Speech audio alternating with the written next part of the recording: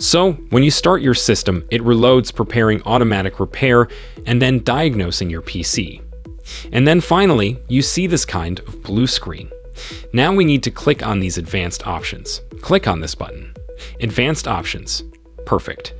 Now here you can see different options, but click on this, troubleshoot, click on it. Okay, now click on this advanced options again. Perfect. Now here are different options, but we need to click on command prompt. So click on command prompt.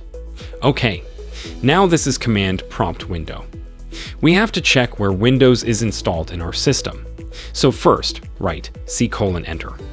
Okay, now write dir. But how you cannot see files, so Windows are not installed in C drive. So now we have to write D, so write D:\enter. Now write dir. Okay, so how you see different files, program files, users, Windows, it means Windows install in D drive. So now we have to write cd \, Windows \system 32 \config hit and enter. Now we have to write md backup, means Mac directory md backup.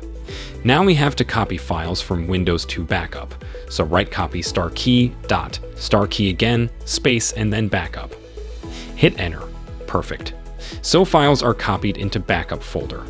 Now we need to write cd regback registry folder. Now write dir. So these are basically system files in the registry folder.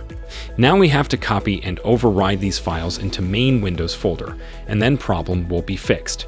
That's very easy, guys. So write copy ***, space the type 2 dots. So now write a hit and enter key. Now problem will be solved. In my case, I don't have any files to copy. Finally type exit and hit enter.